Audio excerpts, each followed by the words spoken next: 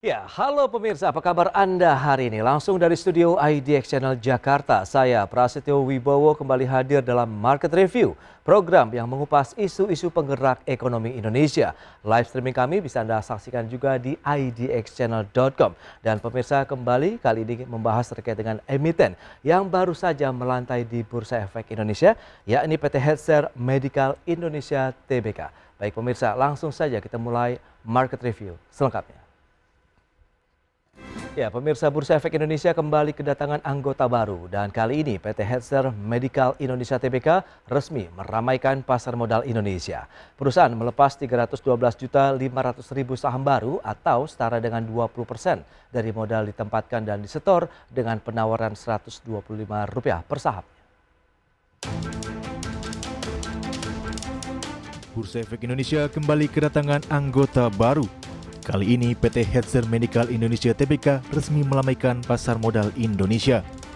Dalam penawaran umum perdana ini, emiten berkode saham MEDS ini menawarkan 312.500.000 saham baru atau setara dengan 20% dari modal ditempatkan dan di-store penuh dengan penawaran sebesar Rp125 per saham. Dengan demikian, total dana segar yang diraih perusahaan mencapai Rp39,06 miliar. Perusahaan yang berdiri sejak 31 Desember 2010 dan mulai resmi beroperasi 1 Maret 2011 ini akan menggunakan dana hasil IPO untuk melakukan renovasi gudang milik perseroan menjadi pabrik yang dapat beroperasi, pembelian mesin masker Dakbil, masker medis KN95, masker medis KF94, masker medis N95, dan bahan baku produksi. Dan perusahaan juga dikenal sebagai pelopor yang produksi masker kesehatan tipe Airloop 4 dimensi dengan merek dagang Evo Plus Med.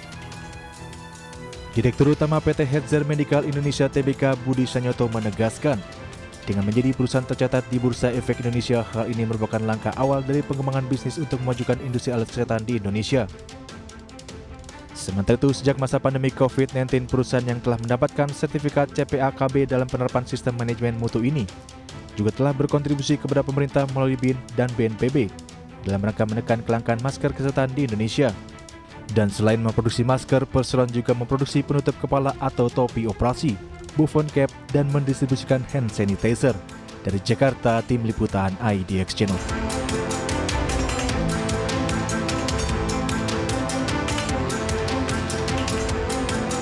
Ya, pemirsa, berikut ini kami sampaikan infografik untuk Anda terkait dengan profil emiten kode saham MEDS ini.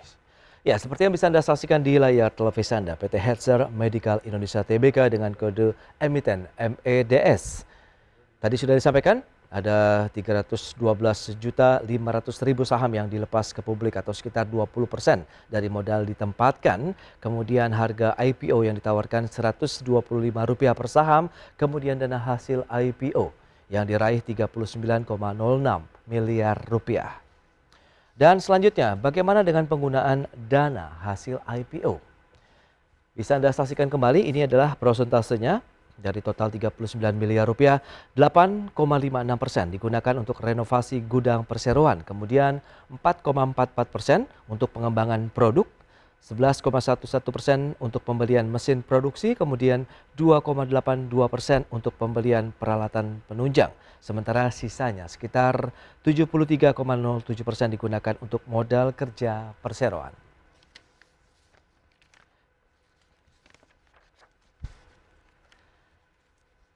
Baik pemirsa, untuk membahas tema kita hari ini, PT Healthcare Medical Indonesia Tbk, anggota baru Bursa Efek Indonesia. Kita sudah tersambung melalui Zoom bersama dengan Bapak Budi Sanyoto, Direktur Utama PT Healthcare Medical Indonesia Tbk, dan Bapak Jemi Kurniawan, Komisaris Utama PT Healthcare Medical Indonesia Tbk. Ya, selamat pagi Pak Budi dan juga Pak Jemi. Selamat pagi Pak Prasetyo. Pagi Pak Prasetyo. Ya, salam sehat Bapak-Bapak. Salam sehat juga. Ya, terima kasih atas waktu yang disempatkan dan kami ucapkan juga selamat begitu karena sudah menjadi anggota Bursa Efek Indonesia per hari ini. Nah, lantas apa sih sebenarnya yang melatar belakangi Pak perseroan seperti banyak sekali perusahaan yang ingin juga melantai di Bursa Efek Indonesia, dan dari perseroan sendiri apa yang mendasarinya? Ya, yang mendasari pasti salah satunya kita melihat industri alat kesehatan ini akan berkembang sangat pesat. Oke. Dan pemerintah itu membutuhkan support. Karena dari situ kami melihat satu peluang dan kami Persero memutuskan untuk menjadi perusahaan yang tercatat di Bursa Efek dalam rangka mendukung untuk pengembangan bisnisnya. Dalam arti kata membuka akses permodalan yang lebih besar. Dan yang pastinya industri alat kesehatan ini kan besar kebutuhannya. Dan kami rasa ini peluang yang sangat baik bagi kami. Dan kami berpengalaman di bidang industri alat kesehatan lebih dari 12 tahun ya Pak. Mungkin itu Pak. Baik. Pak Budi, lantas bagaimana dengan proses dari IPO-nya sendiri dari masa penawaran kemudian sudah tercatat sebagai perusahaan di Bursa Efek Indonesia hari ini? Secara proses, alhamdulillah semuanya lancar Pak. Kita dibantu oleh tim yang terkait juga, oleh tenaga-tenaga ahli, juga dari sekuritas kami yang cukup mendukung kami, sehingga kami alhamdulillah puji Tuhan kita bisa melantai pada hari ini Pak. Oke, lantas kalau kita bicara mengenai tadi raihan dana segar yang diperoleh oleh perseroan itu 39 miliar rupiah. Bisa dijabarkan lebih jauh ini penggunaannya ya sudah di mana saja nanti? Untuk penggunaan dana yang kami peroleh, pertama-tama kita akan menggunakan sebagai renovasi gudang kami menjadi pabrik Pak, di tempat kami sekarang. Kemudian yang kedua kita juga akan mengembangkan industri alat kesehatan lainnya Pak. Tadi seperti sudah dijelaskan pada prospektus kami Pak. Oke, jadi ini dari gudang kemudian menjadi pabrik. Berarti ada pembelian peralatan-peralatan produksi, Pak Budi? Betul, kita akan melakukan pembelian peralatan produksi, kemudian juga bahan baku Pak. Juga kita akan mendiversifikasi produk yang sudah kami lakukan sebelumnya Pak. Oke, kalau bicara mengenai diversifikasi bagian daripada inovasi perusahaan, bisa dijelaskan lebih jauh tidak diversifikasi apa yang saat ini tengah dilakukan oleh perseroan? Salah satunya kita untuk masker kita mengembangkan untuk KN95, N95, kemudian untuk yang masyarakat kita menggunakan yang dakbil. Kemudian industri lain juga sedang kami proses untuk kami kembangkan lagi Pak, supaya kami bisa menjadi industri alat kesehatan yang mensupport pemerintah nih Pak. Karena pemerintah sekarang sudah menutup impor untuk industri alat kesehatan beberapa merek nih, beberapa tipe produk Pak, beberapa jenis produk. Sehingga kami yakin bahwa kami bisa mensupport pemerintah menjadi industri alat kesehatan lainnya Pak. Gitu. Oke, peralihan dari gudang Pak Budi menarik dicermati. Apakah ini membutuhkan waktu yang lama atau tidak begitu? Mengingat posisi dari gudang kemudian nanti perlu ada peralatan produksi, penempatan dan dari sisi manajemen pabriknya apakah sudah ready? Secara perubahan peralihan kita sudah selesai Pak, sudah kami lakukan di awal tahun 2002 dan alhamdulillah hari ini juga kami selain penandatangannya juga peresmian untuk peralihan dari gudang menjadi industri ini Pak. Karena secara perizinan semuanya sudah turun dan kami sudah bisa per hari ini atau per awal bulan kemarin untuk bisa melakukan industri di tempat kami yang baru. Oke, berarti dari sisi penambahan dari lini produksi akan bertambah, kemudian nanti hasil produksinya dari sisi kuantitasnya pun juga mengalami penambahan. Nah, Pak Jemi, bisa dijelaskan tidak nih kepada pemirsa bagaimana profil perusahaan Headster ini? Halo? Headster berdiri dari sejak tahun 2010. Dilatar belakangi dengan kita memproduksi masker medis, surgical, face mask kalau kita kenal ya Pak ya. Dan kita sudah punya pengalaman hampir lebih dari 12 tahun untuk memproduksi masker. Dan sebelum itu juga kami sudah memproduksi antiseptik juga, barang-barang yang bisa kami jalankan, bukan cap. Dan kami yakin dan optimis untuk pengembangan barang-barang lainnya juga. Karena kami memiliki distributor nasional yang sudah bekerja sama dengan kami cukup lama Pak. Oke, lantas bagaimana dengan raihan dana segar yang diperoleh perseroan melalui IPO hari ini nih Pak Jemi? Kira-kira bagaimana nanti dari sisi pengawasan kemudian pemanfaatannya? Pak Budi. Ya. Silakan Pak Budi. Bantu Pak Jemi. Untuk pemanfaatan dana yang akan kami peroleh, kami jelas akan melaporkan sepenuhnya kepada publik. Ya, kita akan memberikan laporan kepada publik. Setelah ini selesai, kita akan jelas melakukan pekerjaan yang panjang nih Pak. Bukan hanya sekarang, kita akan mulai dari mana. Karena vendor-vendor kami juga sudah lakukan Pak. Kita sudah melakukan istilahnya komunikasi dengan para vendor untuk pembelian mesin-mesin tadi Pak. Bahan bakunya. Sehingga kami harapkan sebelum akhir, jadi 2-3 bulan ke depan kita sudah bisa menjalankan industri baru, Pak. Oke, itu dia 2 sampai dengan 3 bulan ke depan. Yang penting adalah bagaimana proses produksi dan aktivitas perusahaan ini juga berkelanjutan begitu ya, Pak Budi ya? Betul. Baik. Lantas bagaimana dari sisi kinerja produksi kemudian pemasarannya? Nanti kita bahas di segmen berikutnya, Pak Budi dan Pak Jemi. Kita akan jeda dulu sebentar ya. Baik. Baik pemirsa, jam beranjak dari tempat Anda, kami masih akan segera kembali sesaat lagi. Ya, terima kasih Anda masih bergabung bersama kami dalam Market Review. Berikut ini kembali kami sampaikan infografik untuk Anda terkait dengan posisi dari aset, kemudian liabilitas dan ekuitas dari PT Hetzer Medical Indonesia. Ya, seperti yang bisa Anda saksikan di layar televisi Anda, aset yang dimiliki oleh perseroan ini per 31 Maret lalu sudah mencapai 51,3 miliar rupiah. Adapun liabilitas sekitar 16,11 miliar rupiah, kemudian ekuitas yang dimiliki sekitar 35,19 miliar rupiah. Itu dia dari posisi aset, liabilitas dan ekuitas perseroan. Kita akan lanjutkan kembali perbincangan bersama dengan Bapak Budi Sanyoto, Direktur Utama PT Hetzer Medical Indonesia Tbk, dan juga Bapak Jemi Kurniawan, Komisaris Utama PT Hetzer Medical Indonesia Tbk. Ya, Pak Budi, kalau kita lihat dengan komposisi tadi, aset, liabilitas dan ekuitas, bagaimana Anda menyikapi dari kondisi perusahaan saat ini? Secara garis besar perusahaan kami sangat sehat, Pak. Perusahaan kami sangat sehat untuk bisa meneruskan dan masuk ke dalam publik.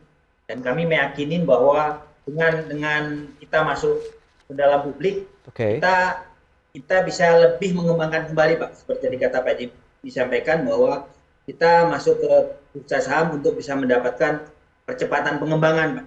Sehingga apa yang dibutuhkan oleh kami dan apa yang nanti kita janjikan kepada masyarakat bisa lebih baik. Oke, dan ini menjadi salah satu tanggung jawab memang perusahaan terbuka atau perusahaan publik begitu ya Pak Budi. Lantas bagaimana dari sisi kinerja perseroan untuk produksi, kemudian pemasaran alat kesehatan khususnya masker yang tadi sudah Anda sampaikan. Anda melihat bagaimana proyeksinya ke depan?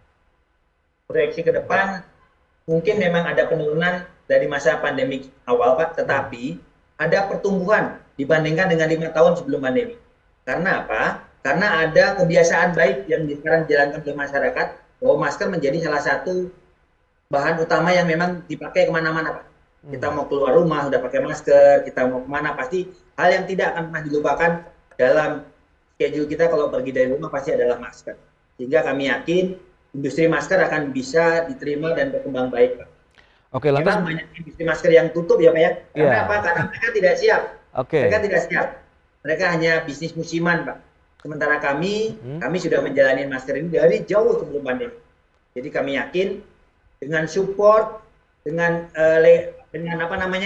paper kita yang sudah komplit, dengan sertifikasi kita yang sudah mendunia nih Pak, kita sudah dapat sertifikasi dari Nielsen dari US, kita juga dapat dari CPAKB dari Kementerian Kesehatan, ISO. Kami yakin bahwa kami bisa bersaing, Pak, di pasar global maupun pasar internasional, Pak. Oke. Nah, kalau kita bicara mengenai pandemi COVID-19 yang memang belum berakhir begitu baik di dunia maupun Indonesia hingga saat ini ya Pak Budi dan Pak Jemi. Lantas bagaimana Pak Jemi melihat dari sisi helikopter view-nya nih untuk kebutuhan masker di Indonesia begitu, paling tidak sampai dengan tahun ini, akhir tahun, kemudian tahun depan? Kami melihat market masker akan tetap terbentuk dengan baik, Pak. Karena kebutuhan masker ini bukan hanya untuk orang-orang pada saat pandemi aja, tapi terlebih untuk perkembangan pemakaian dari rumah sakit dan segala macam itu lebih banyak juga, Pak. Dan kami sebelum pandemi ini kan merupakan merek yang memasuki market reguler dari existing yang udah ada, Pak. Baik. Kami tetap yakin dan optimis. Oke, kalau kita bicara mengenai produksi, bisa disampaikan tidak nih Pak Budi lagi nih, berapa banyak jumlah masker yang diproduksi per bulan? Kemudian backbone pemasaran lebih banyak ke daerah mana? Baik, untuk industri kami setiap bulan kita bisa mencapai 14 juta per bulan, Pak. 14 juta masker per bulan. Nah, distribusi kami banyak melalui B2B, jadi business to business. Selain kita memproduksi merek yang kita punya, yaitu Evo Plus Med, kita juga memproduksi merek-merek lain, Pak. Seperti merek-merek perusahaan-perusahaan ternama. Dan itu menjadi salah satu perusahaan bertahan hingga saat ini begitu ya? Tuh, jadi kita juga kalau istilah di kami adalah OEM. Kita membikinkan perusahaan-perusahaan yang ingin mempunyai industri alat kesehatan di tempat kami, Pak. Jadi misalnya ada beberapa perusahaan kita sebutkan di Indonesia ini ada kurang lebih 15 perusahaan yang nge-brand di kita, Pak. Wow, 15 perusahaan begitu ya, yang Ya.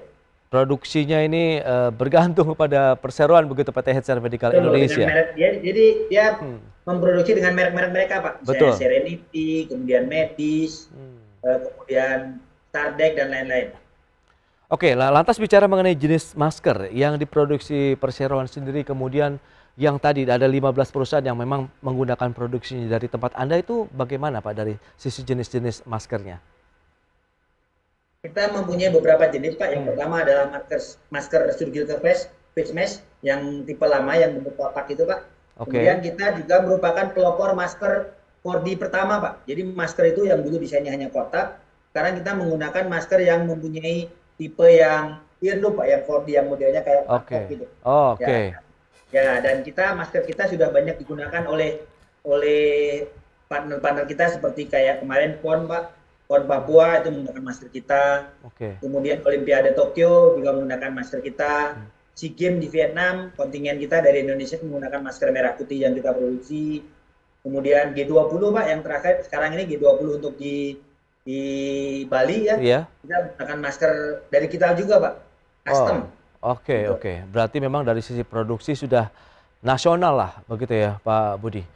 Oke, Pak Jami, lantas bagaimana dengan adanya pandemi COVID-19 seperti saat ini? Kan memang bermunculan tadi produsen masker, meskipun ada juga yang tidak mampu bertahan begitu. Lantas strategi perseroan sendiri bagaimana? Anda melihat kompetisinya semakin ketat atau tidak ini Pak Jami? Kompetisi pasti semakin ketat. Tapi yang pasti yang saya lihat ini, orang membeli masker juga dia melihat satu brand, satu produk yang bisa diandalkan, dan yang pasti kualitas ya. Oke. Dan kita kan sudah memasuki market alat kesehatan dari rumah sakit sampai ke reguler ini kan udah cukup lama ya Pak ya. Jadi kami yakin masyarakat juga sudah tahu brand kami, merek kami, dan kami optimis untuk menjalankan dengan brand kami, Pak. Strateginya sendiri Pak untuk tetap bisa memberikan kinerja positif tentunya bagi para investor pasar modal? Yang pasti kita ada pengefisienan dari produksi, karena kalau bagi industri ini pasti efisien produksi itu sangat penting ya Pak. Gimana caranya kita menekan cost, bagaimana kita mendapatkan satu market produksi besar, yang pasti market dan jaringan marketing ini pun kami tambah Pak. Baik dari segi digital maupun dari tradisional market. Oke, dari sisi teknologi yang digunakan untuk proses produksinya sendiri, apakah juga sudah menggunakan teknologi terkini lah bisa dikatakan? Kalau masker bisa disebut terkini Pak, karena mesinnya kalau kita bilang ya otomatis semua ya. Oke, jadi semuanya sudah menggunakan teknologi digital ya, kalau bisa dikatakan seperti itu. Oke, lantas bagaimana dengan rencana ekspansi? Kalau sekarang kan dominasinya memang banyak domestik begitu. Apakah eksportasi juga sudah dilakukan? Untuk ekspor kami memang melakukan Pak, karena kita fokus untuk bantuan dalam negeri dulu Pak. Seperti kemarin kita sampaikan kebutuhan masker memang benar-benar belum dilakukan eksportasi Pak. Masih untuk kebutuhan nasional aja kurang Pak. Karena masker yang berkualitas yang harus kita sampaikan Pak, bukan hanya sekedar masker.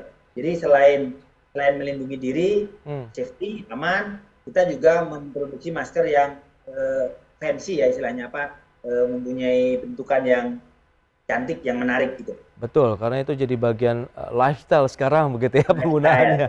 Oke, baik Pak Budi dan Pak Jemi, kita akan jeda kembali sebentar. Nanti saya ingin tahu juga nih lantas bagaimana kinerja perseroan dari sisi pendapatan, laba bersihnya begitu ya. Baik pemirsa, tetaplah bersama kami. Ya, Anda masih menyaksikan Market Review. Berikut ini kembali kami sampaikan infografik terkait dengan kepemilikan saham dari PT Healthcare Medical Indonesia. Ya, seperti yang bisa Anda saksikan kembali di layar televisi Anda, ini adalah komposisi dari pemegang saham PT Healthcare Medical Indonesia sesudah IPO. Ada Jemi Kurniawan, kemudian Franciscus Riyadi, Angel Stephen, Alexander, Padmono Budi Sanyoto, kemudian Fancy Marsiana dan juga masyarakat sekitar 20%. Itu dia dari sisi komposisi kepemilikan saham. Dan kita akan lanjutkan kembali perbincangan bersama dengan Bapak Budi Sanyoto, Direktur Utama PT Hetzer Medical Indonesia Tbk, dan juga Bapak Jemi Kurniawan, Komisaris Utama PT Hetzer Medical Indonesia Tbk. Ya Pak Budi, kita akan kembali membahas terkait dengan kinerja perseroan tadi. Kalau misalnya dari penjualan pemasaran sudah kita bahas, bagaimana dengan pendapatan dan laba bersih yang diraih oleh perusahaan hingga saat ini? Untuk laba bersih kita optimis ya Pak ya, di tahun 2021 kemarin, Desember 2021, kita mencatatkan laba sebanyak 26,6 miliar. Oke. Tahun 2021, nah Desember 2020, karena pandemi baru mulai itu Pak, kita mencatatkan laba bersih sebanyak 37,8 miliar Pak. 37,8 miliar untuk pendapatan kami. Nah 2022 ini berjalan, kami akan laporkan nanti secara periodik karena saya belum mendapatkan laporan yang terbarunya Pak. Ya berarti secara tren memang ini menunjukkan pertumbuhan yang positif begitu ya. Anda melihat momentum dari pemulihan ekonomi kemudian aktivitas masyarakat yang sudah normal kembali begitu, apakah ini menjadi suatu dampak begitu terhadap angka penjualan perseroan atau justru tidak, karena ini tadi yang Anda katakan sudah menjadi bagian dari kehidupan masyarakat untuk menggunakan masker? Saya rasa ini menjadi dampak yang positif ya Pak ya, dengan dibukanya kembali semua jalur ekonomi, aktivitas sekolah sudah jalan, aktivitas kantor sudah tidak WFH lagi. Ini menjadi tren yang baik buat orang menggunakan masker di luaran Pak. Itu yang memang, ya meskipun jumlah industri masker juga banyak sekarang, tetapi industri masker yang dipercaya itu yang lebih penting Pak. Karena kami memberikan kepercayaan bahwa kami memberikan kualitas, kami juga didukung dengan sertifikasi yang kami miliki Pak. Oke, lantas keunggulan kompetitif apa ini Pak Jemi yang bisa ditawarkan untuk pemirsa IDX Channel dan tentunya investor pasar modal? Keunggulan kompetitif. Yes. Dalam hal ini kami mengutamakan kualitas dan legalitas yang mana dapat menjamin daya saing produk kami. Oke. Dan dari segi kepuasan pelanggan dan kepatuhan terhadap setiap aturan yang berlaku di NKRI. Dan kalau kita bicara dengan tingkat persaingan yang semakin kompetitif, upaya untuk menjaga dari sisi kualitas produksi, bagaimana Pak dengan kita tahu dari hulu ke hilir dari sisi produksinya, apakah bahan bakunya semua sudah tersupport dari lokal sehingga tidak ada masalah begitu dengan lini produksi di perusahaan?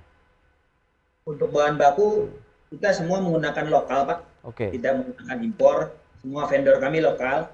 Kemudian kami juga menggunakan pemilihan kualitas bahan baku yang baik Pak, supaya menjamin bahwa hasil produksi kami adalah hasil yang baik juga, sehingga pemilihan kualitas bahan baku menjadi utama, menjadi penting bagi kami supaya bisa menghasilkan produk yang baik Pak, sehingga produk itu bisa benar-benar bermanfaat buat masyarakat. Itu dia, beragam produk dari masker yang diproduksi oleh Hetzer Medical Indonesia pun beragam. Apakah ini juga memberikan hasil yang beda dari sisi bahan bakunya begitu yang digunakan? Baik. Kami memang menjadi pelopor masker dengan berwarna-warni, Pak. Jadi pada tahun 2013 kita sudah mempunyai 16 warna, Pak. Wow. Dulu orang hanya memproduksi dengan warna hijau, putih, biru. Nah, ini sudah menjadi 13 warna. Bahkan mulai tahun 2020 kami sudah memulai dengan printing, Pak. Masker dengan logo-logo printing. Makanya seperti yang dipakai dalam pon, kita menggunakan masker printing kami. Dan printing kami adalah printing yang safety dengan mengikuti kaedah-kaedah dari kesehatan, sehingga kami mendapatkan juga nomor izin edar dari Kementerian Kesehatan. Jadi semua masker yang diterbitkan atau yang dikeluarkan oleh perusahaan kami selalu mempunyai nomor izin edar sebagai jaminan mutu yang kami janjikan kepada masyarakat. Oke, berarti dari sisi produksi hulu ke hilirnya memang sudah memiliki standar dari sektor kesehatan yang paling tidak sudah tersertifikasi ya Pak Budi ya. Oke, nah Pak Jemi, nextnya bagaimana dengan ekspansi perseroan begitu? Anda melihat peluang yang sangat menjanjikan, kemudian ada dana segar yang sudah diraih perseroan, kemudian nantinya ada peningkatan dari sisi produksi maskernya. Nah ini ekspansi apa saja yang sudah disiapkan ke depan?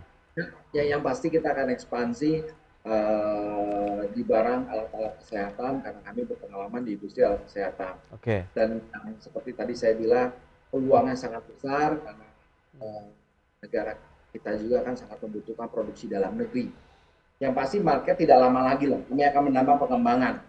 Pengembangannya mungkin ke stetoskop, speedometer, dan tensimeter. Dalam waktu yang sangat cepat. Baik. Terakhir, Pak Budi, bagaimana Anda melihat proyeksi dan optimisme perseroan ke depan begitu? Kalau kami secara internal sangat optimis dengan perusahaan kami, Pak, karena kita didukung oleh pemerintah, banyak aturan pemerintah yang sudah mewajibkan penggunaan P3DN ya, peningkatan penggunaan produksi dalam negeri. Nah, dengan adanya P3DN ini, makanya kami yakin barang-barang impor akan terpinggirkan, Pak. Dan Hanser akan menjadi pelopor, menjadi tuan rumah di negeri sendiri, Pak. Jadi kita harapkan kita bisa menjadi tuan rumah dalam industri kita sendiri, sehingga orang akan lebih percaya, orang akan lebih yakin, dan orang akan lebih bangga menggunakan produk sendiri. Itu yang akan kami lakukan. Makanya kami pakai batik hasil industri Indonesia, Pak. Oke, itu dia, cintai produk-produk Indonesia begitu yang paling utama. Baik, Pak Budi dan Pak Jemi, terima kasih banyak atas waktu dan sharing nih terkait dengan IPO dari perseroan yang sudah dilakukan hari ini. Sukses terus Pak untuk perusahaan ke depan. Selamat melanjutkan aktivitas Anda kembali dan salam sehat Pak Budi dan Pak Jemi. Salam sehat Pak Prasetyo Wibowo, terima kasih.